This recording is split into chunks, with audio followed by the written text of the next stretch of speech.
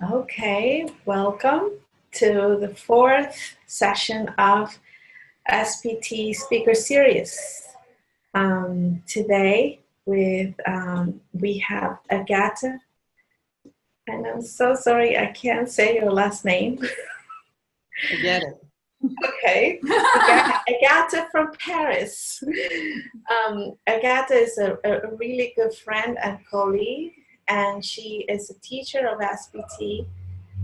She mainly focuses on the Europe community, and she has trained with Arawana Hayashi and with Otto Scharmer in the PI and the Processing Institute. And she also has done something quite amazing, which is translating 2 of Otto's books from English to French. So I find that quite remarkable.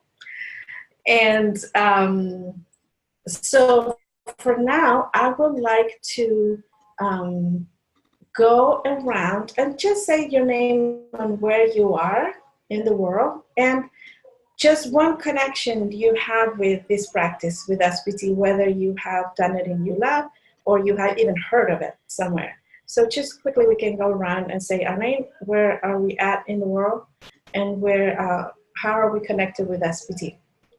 Briefly. So my name is Mary Miguez, and I am in Montevideo, as I said a little while ago, in Uruguay. And my connection with SPT is I'm a teacher of SPT, so that's how I use the practice.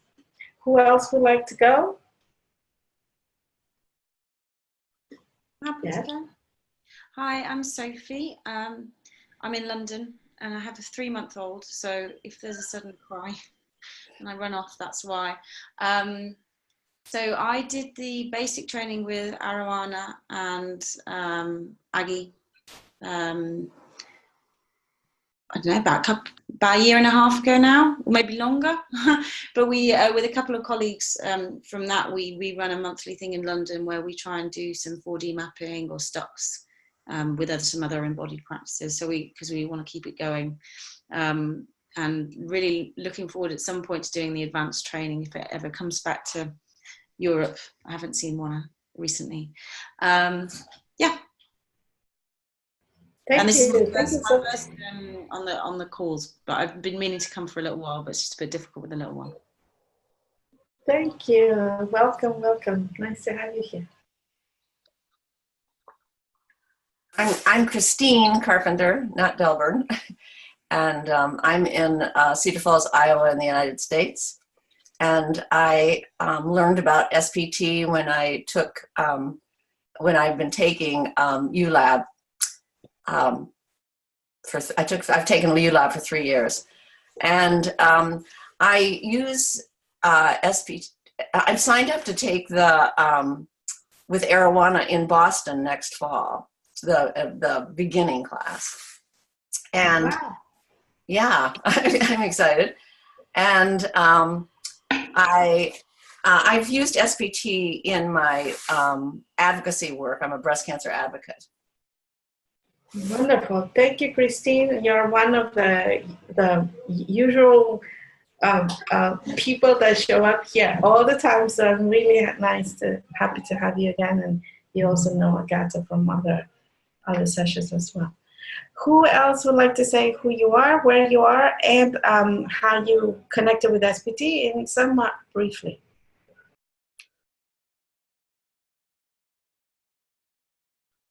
Hi, I'm Deborah. I'm in Boulder, Colorado, and I've been doing things with ULab probably since the late 2000s, but got to actually do SPT in my body probably 4 or 5 years ago through our Impact Hub. We had a ULab group there, and I've used it a bit actually with online groups, but I haven't done it lately, and so I want to plug in again. Wonderful. Thank you, Deborah. Welcome. Who else? Hi, everyone. I'm Shannon. I am in the Midwest in the U.S. in Wisconsin, and I get connected with SPT through ULab several years ago, and I've been practicing as much as I can online, and more and more I'm finding places out in organizations I'm with or where I'm using it. I'm either using it online or in person. So that's been fun to see that progression. Thank you. Wonderful. Thank you, Shannon. Welcome again.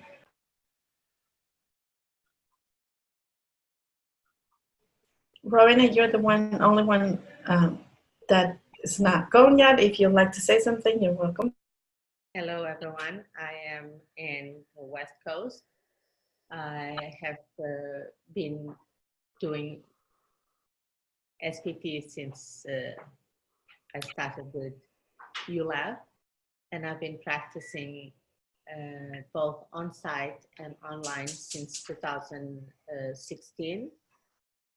It's been a journey of growth, but I apply it in different settings, online or on-site, and whenever I sense that opportunity. And I combine a lot of the practice with my work as well. Wonderful.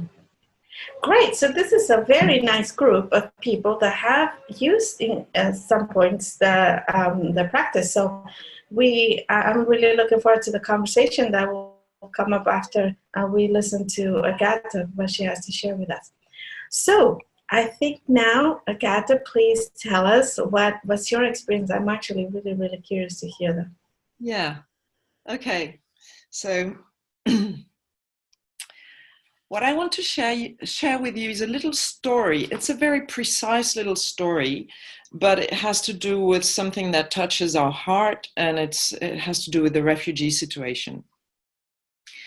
In November 17, so a year and a half ago, I was running this workshop, SPT workshop, with a friend, with a colleague, Pierre, and on the second day of the workshop, one of our participants, also called Pierre, to make things easy, did his seed dance on, he did a very intense seed dance. So let me just show you a photo of that so that you get a little picture. Okay, that's the end of the seed dance. How many of you do not know how seed dance go? Okay, seed dance is a practice that runs the intention is to feel the potential of the future, of a desired future linked to something that we're trying to create. I'm just making it very short so that we have time to talk about it later. So what you do basically is you create a sculpture of the desired situation or the future that you're aiming at, or you're envisioning a future around a project or a situation. You create that future sculpture, and then you dissolve it, and then you create current reality sculpture, which is sculpture 1, or present sculpture. And then the practice is about the path from sculpture 1 to the desired future, sculpture 2, which had been created, but now you're moving naturally or spontaneously towards the future. And of course, what you obtain as a second sculpture is slightly different than the first one you had created. And the whole thing afterwards is about feeling into what the path was made of, what happened during that path, during that journey, and what are the slight differences between the first future sculpture you created and the second one that actually emerged from the journey. So this guy here, Pierre, is our case giver, and he has been confronted with a very tough situation in Paris where, let me show you the photos of that situation. Okay, that's Pierre, and that's the situation. This is the registration office for the refugees in Paris. This was in 16 and 17. There was a flood of migrants coming through the Mediterranean coasts, you know, Greece, Italy, France, and before they could actually file for asylum, they had to get a ticket. That was the first thing they had to get, a ticket to get in line to actually then later get an appointment. That ticket was their appointment, their later appointment for filing for asylum. And the principle to just get that entry ticket was first arrived, first served. So you can imagine the level of violence that created. Lines, days lining up in these queues just to get a ticket.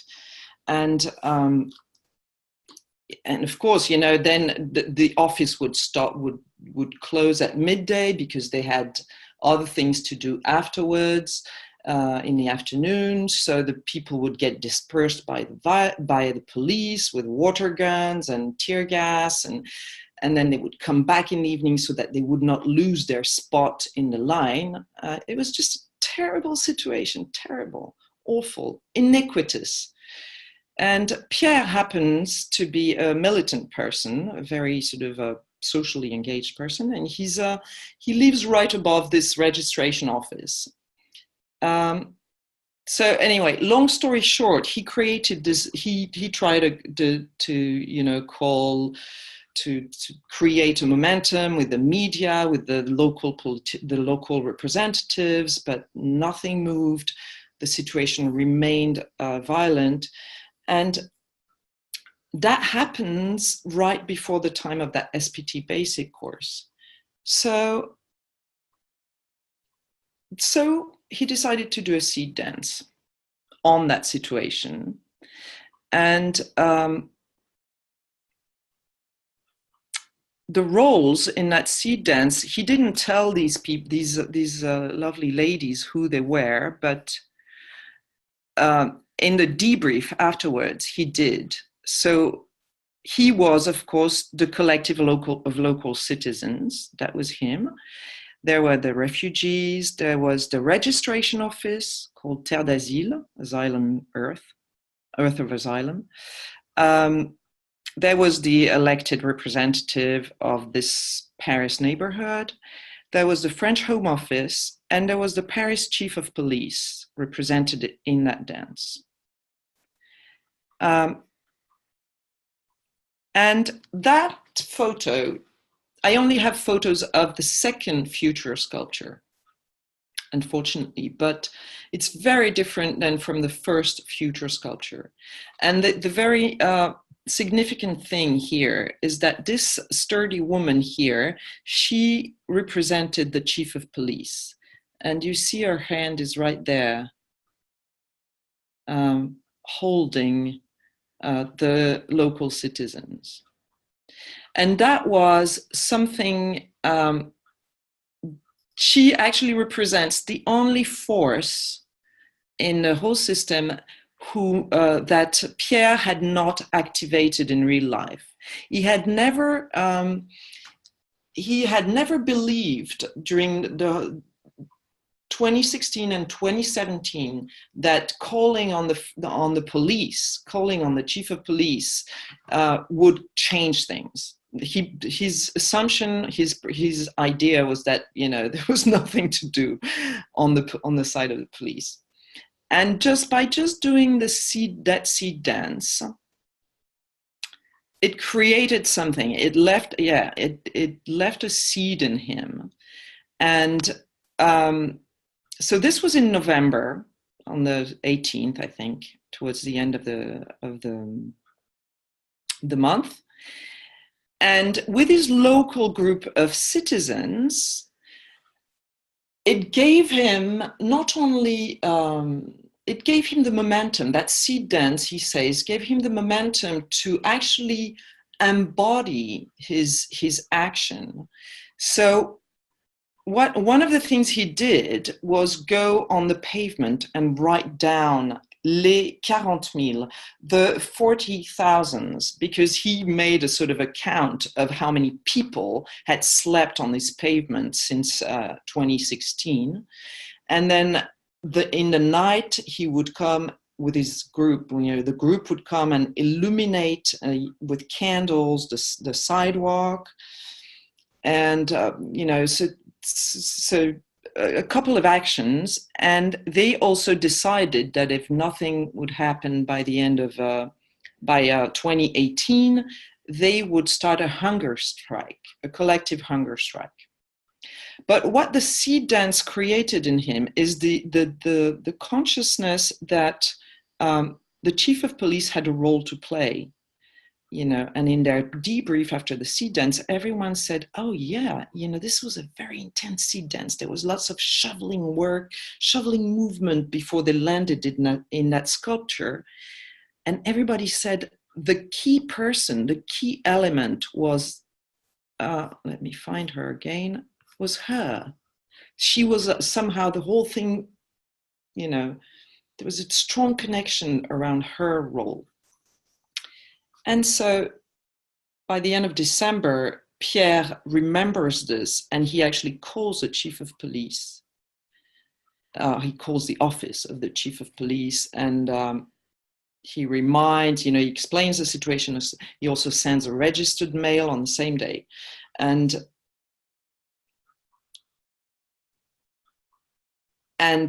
2 days later, he receives a call back and is invited to come right away on the 29th of December to the police headquarters. He has a full space to explain the story again, to explain the situation with the infamous situation of the refugees and the awful situation of the local citizens who have to live with this violence for 2 years. And he leaves the place. He leaves that situation with a written commitment from the police to change the system by the next week. I don't know how much of that this seed dance had to do with this incredible outcome, but these are Pierre's words. This is actually the written engagement. He sent me the letter from the Préfecture de Police. The commitments that the police said is that they would change the system. So first arrived, first served would stop, and they would create an online platform so that people would get a set appointment and they wouldn't have to sleep there in the filth and just, be treated like less than animals. And the second thing that they would do is move the registration office to a bigger, more suitable place where there's more room for receiving people, for listening to people. And this is the last thing that I want to share with you.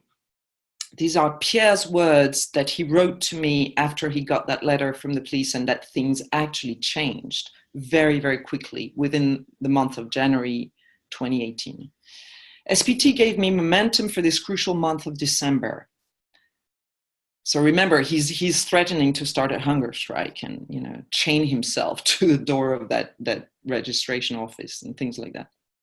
There was a clarity in me. I just couldn't leave the situation as it was. I had some form of responsibility, a sense of personal duty. All my mind and body were engaged. The seed dance reminded me of the importance of the body in our engagement. This is what pushed me to bring into light the sidewalk of the 40,000 and materialize it, illuminate it with candles, and feel ready to chain the doors of the office, if it came to that, and start a hunger strike if need be. SPT didn't do everything, but it was a support to lean on at a decisive moment. So that's basically the story I wanted to share. And maybe just to sort of close the storytelling, what I realized when he wrote to me is that the leverage point, the shift, actually came from the element he least believed in, you know, the element that he had totally underestimated, or perceived as the least likely to help. And so that it's just sort of sat there with that meditation and you know, meditating on that and thinking that maybe this is like actually some sort of a law or some sort of something important for me to register, you know, that the least likely element is somehow much more important than I believe, than I think. And the very remarkable coincidence about this whole story is that at the time Pierre registered to the SPT Basic, he didn't know where the training would take place. And the room that I rented was right across the street from his place. So we actually had a chance on both days, this was a 2-day program, to actually do sensing journeys, you know, and walk past that place. So somehow that fits into the whole story, you know. It created. That's why the story is so alive in me, because we were there, and it doesn't feel like it's a complete chance, you know. So, yeah, it's a very moving story for me. I am very moved myself, and I guess everybody here. Because of this, I would like to invite us to stay 2 minutes in silence here, to just really let it sit in and stay and notice the feelings and notice the images and whatever comes up. So I'll put 2 minutes and I will let you know when it's time. Thank you.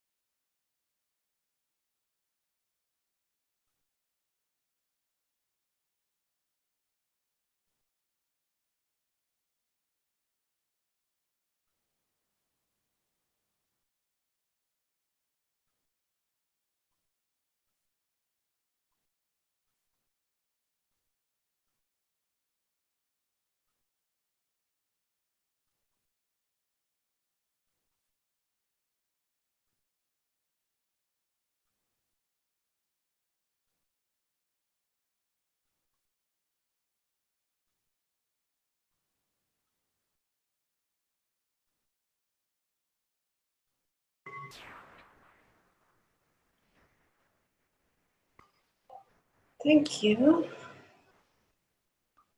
Thank you, Agathe. That was a wonderful story, and it was so, yeah, very moving, at least for myself. So I would like to open the space and see what came up for you, and at any level.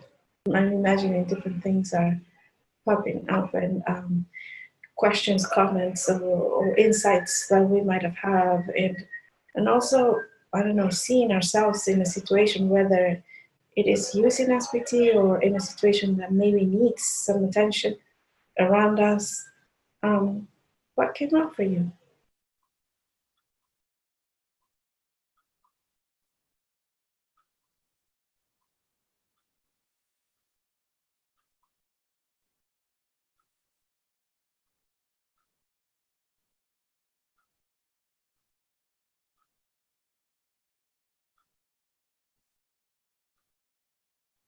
Shall I go first?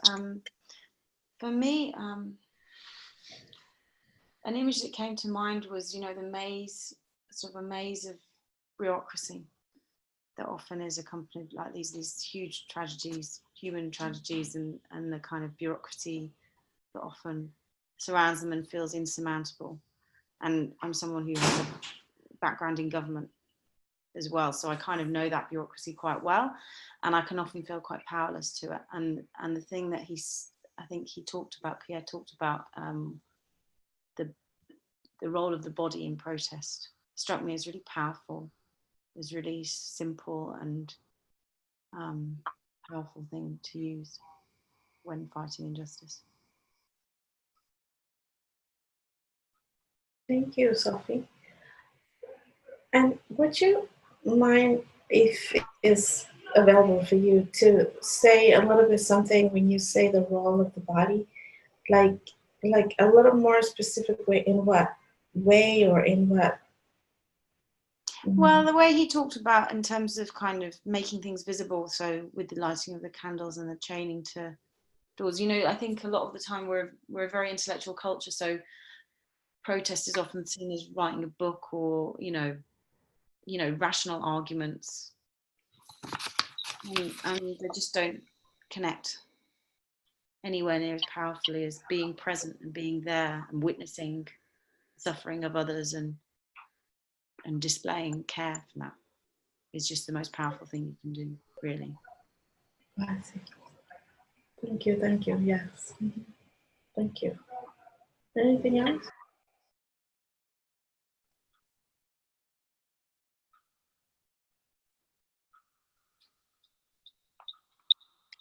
I was really moved. I just keep kind of crying. So I feel like all this love came down. Like I just felt very filled by that, and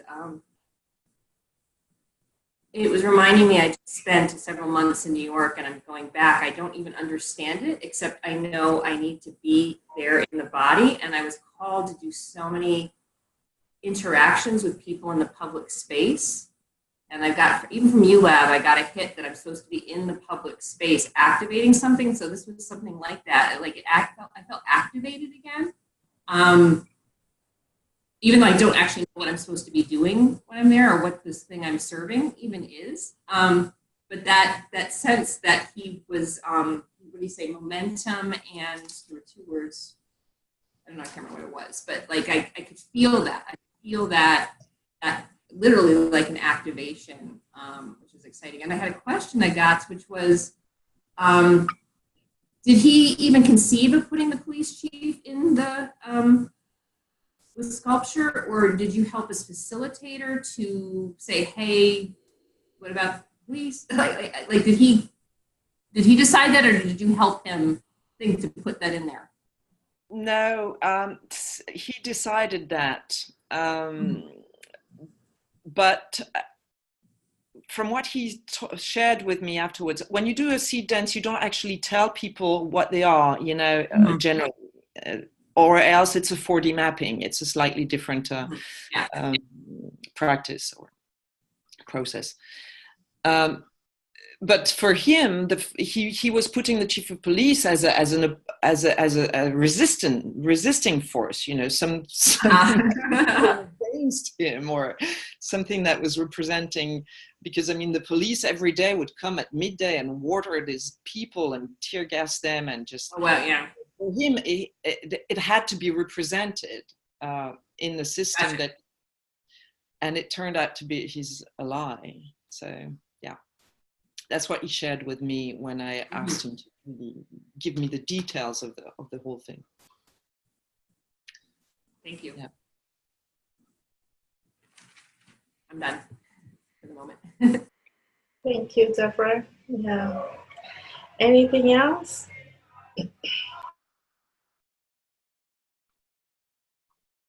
Yeah, something that's struck me, and it's ties into something I've been thinking about in a couple of projects, is there were two things that needed to happen. One is an enabling condition for that leverage point to show up of the police chief, that had to show up, but then he had to act on that knowledge. And I don't know where the question is in it. I'm seeing again, it's two situations where, and one where early on in the process it might shift, but where it comes out and then it's being stepped over and old habits or old thought patterns or old rationalizations show up, and that knowledge it came out, but then it's just sort of swept away. So that just struck me that he could have made that choice, but he didn't. He just, it felt like there was something that clinked, landed, and made the choice. So I think where I'm noodling is, what are the enabling conditions that allow that second part to also happen? Otherwise, it was a fun activity. I'm curious to see what you have, Agathe, but I want to go in because I think my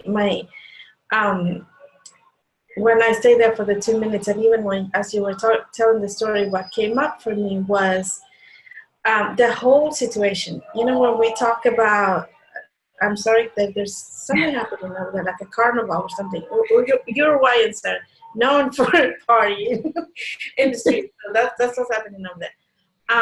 So the thing is, we were talking in theory, like how can we make an action that will actually take care of the whole? And it's not just one part, it's like everybody, like we talk about ecosystems. And one thing that came up for me is that part of his motivation was also himself, and not just himself, but the whole neighborhood as well, because they had to live with this violence every day. Like, he lives above this building where everything is happening.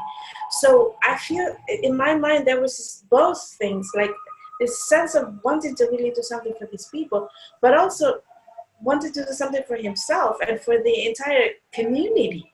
So, and that was so interesting for me to feel that.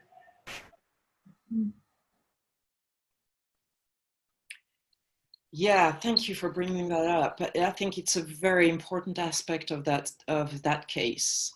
The fact that his motivation is just as external as it is internal. He's been living with that situation for 2 years in his flesh. And he had actually to stop fights almost every day. He's a strong guy, and he's also a militant type of guy, action type oriented. He works with poor people, and so he knows he's not afraid of these situations. But it's in a sense, he was the perfect person to be able to bring that situation to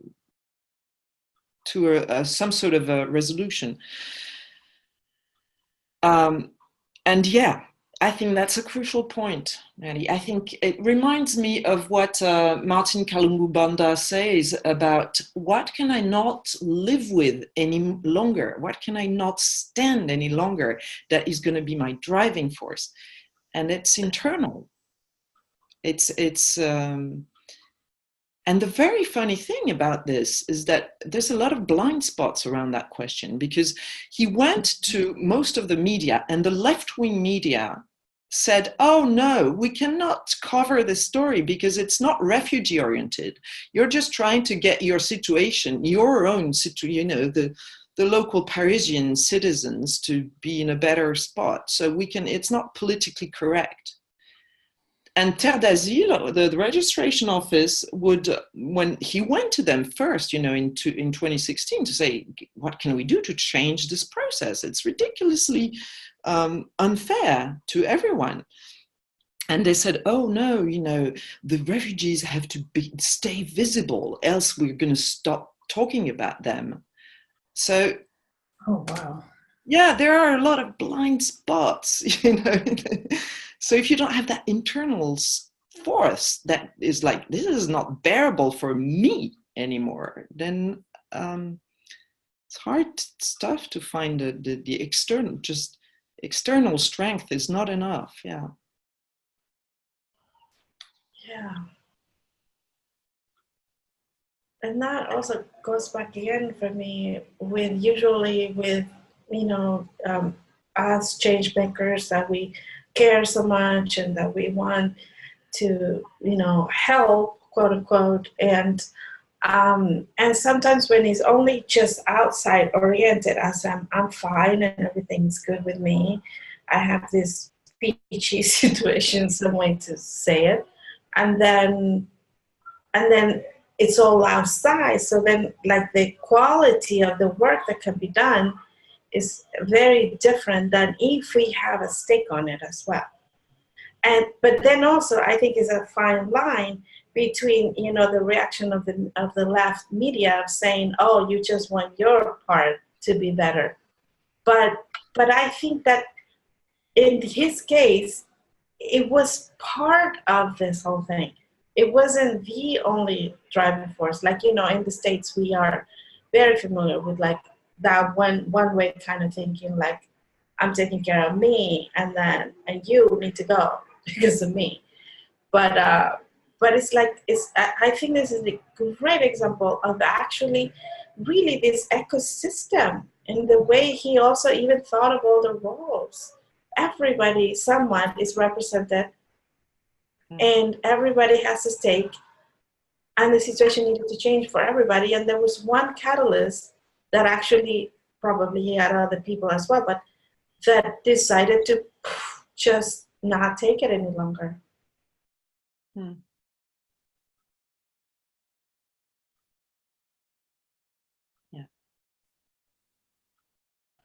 What else is there? What else? Do you see yourself, I don't know, in a situation like this? Or not sure what is the question. Like, do you see, or have you used SPT in some way like that? Like, kind of you being part of it? Because again, when we also do other exercises in SPT, we want that the person is part of it, part of the whole situation, and is included, and it has some sense of influence as well. So it'd be nice to hear if anybody had something similar.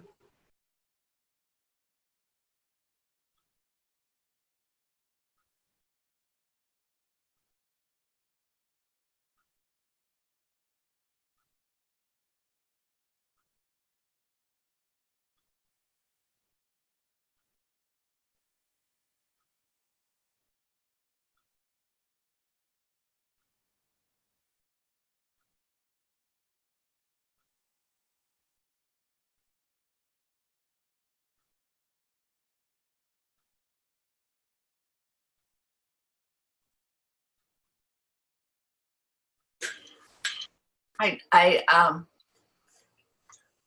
just got back from Washington, D.C., and one of from the National Breast Cancer Coalition Leadership Summit. And one of the things we do is we lobby. We always lobby our state, senators and representatives. And we have, and I'm thinking about, we have our first woman to ever go to the House or the Senate in Congress, in U.S. Congress, was elected in 2014 14. And she, of all of our, the male representatives and senators, they all they all sign on to our breast cancer priorities, and she, the one woman, does not. And she's had several arguments of which we have had an answer to, you know, to show her how it really doesn't do what she says it, you know, she thinks it's going to do, and it's really important. And I'm thinking about our visit with her with her office that we just had, which in some ways did not go well, in some ways did go well. And I'm just applying all that Agathe said to this very trying situation. And I'm thinking that this Senator Ernst does not, she doesn't, I don't think she feels in her body, you know, the importance of ending breast cancer, you know, and supporting our priorities. And I'm trying to, although one woman in our group, there were 6 in our group who were at meeting, and there's one woman who's a Republican, which Senator Ernst is also a Republican, and this woman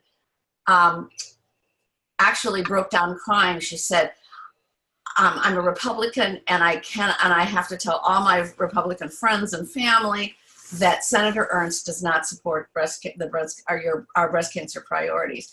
And you know, she's very upset about it, and it was very moving.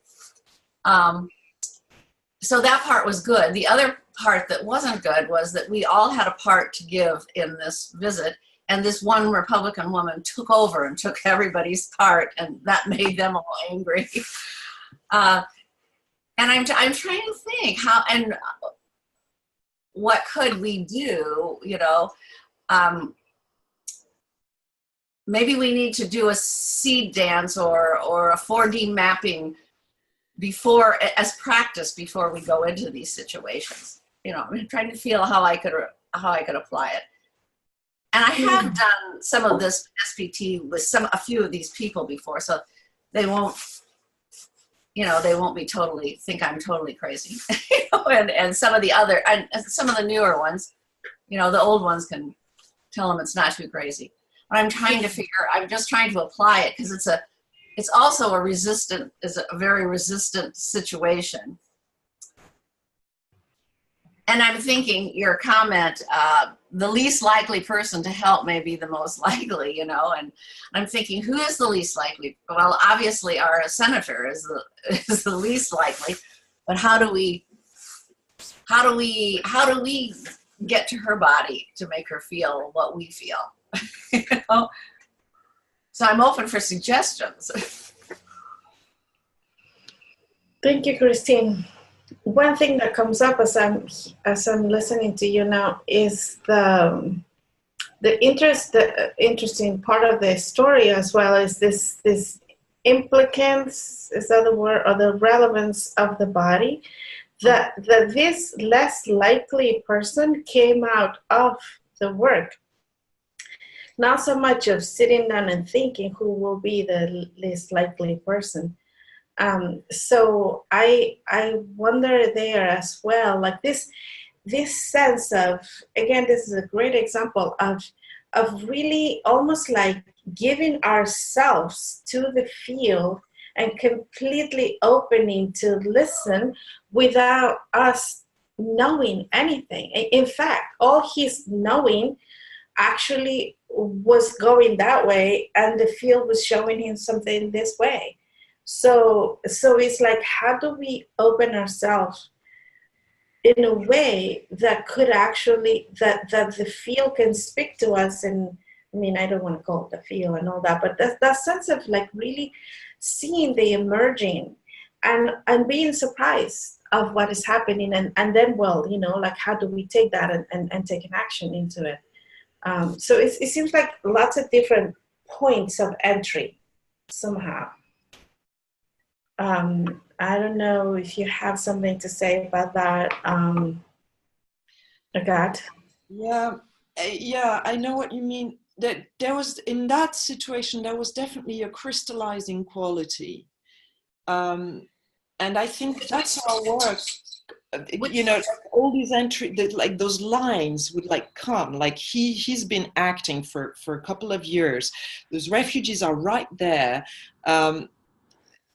Then there's this SPT training program in the middle of that, and then the seed dance. He could have, you know, not everybody did the seed dance, was the case giver to a seed dance, but he, you know, he took the opportunity, and for some reason I took some photos, you know, and I didn't take photos of it. So it was like there was a crystallizing quality to this whole situation, and one of the things that it keeps pushing me back to is that sense of commitment, physical commitment, like you pointed out, Sophie. Something about being fully here with the body and the antennas, like, yeah, catching that crystallizing quality, and then just facilitating a space so that it can help emerge into its next stage of evolution.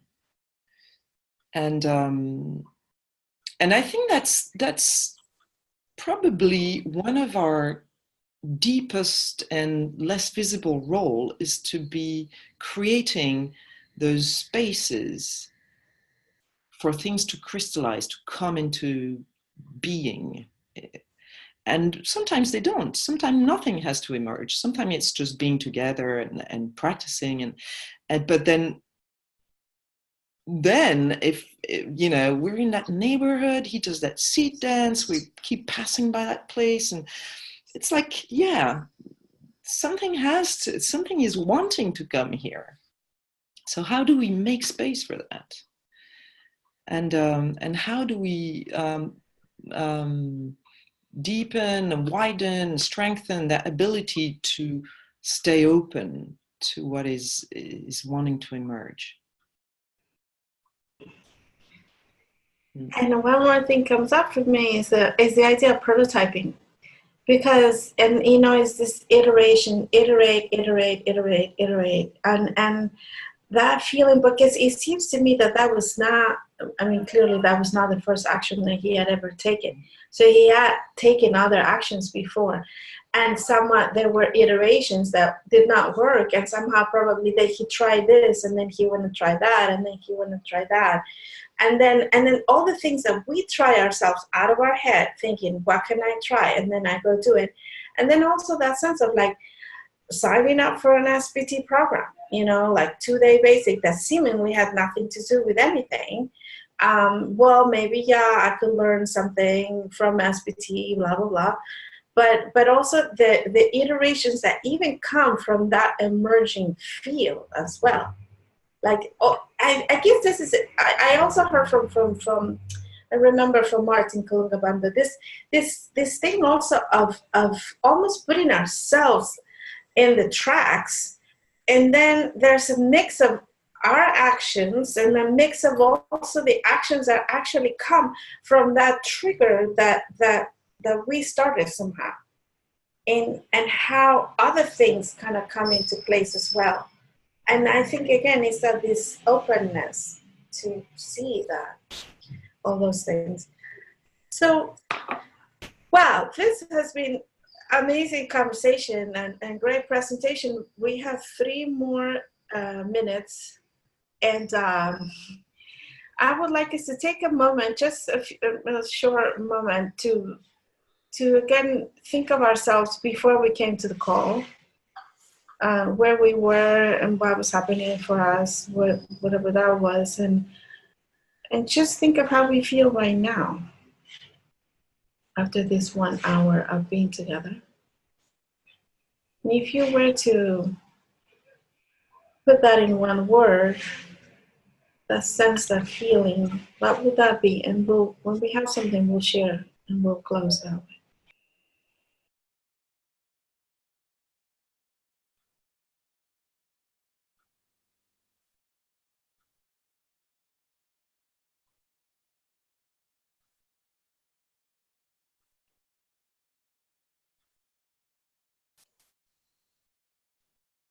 Engaged. Engaged. Thanks, Christine.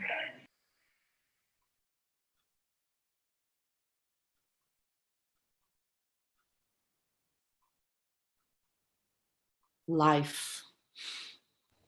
Life. Potentiated.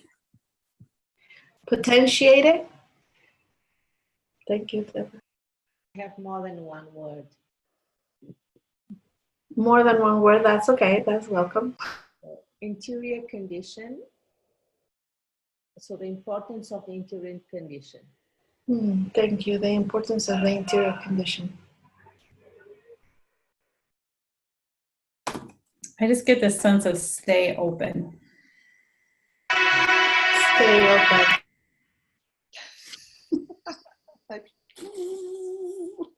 Yeah, I was going to say Wide open.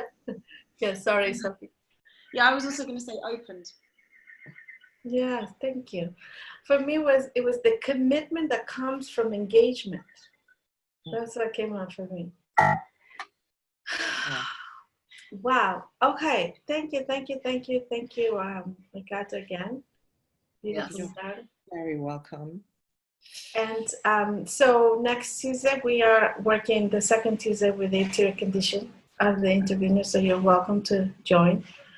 If everybody is in my Facebook page, Netimigas, that's the easiest way to find out the links and all that.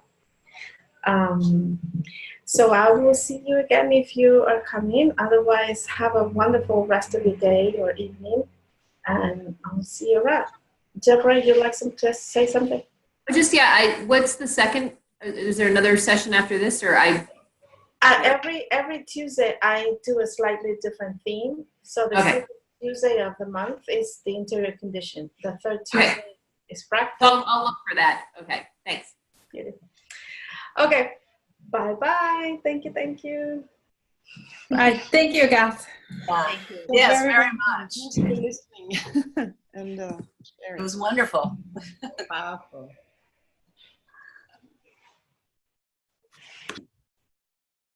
Mary.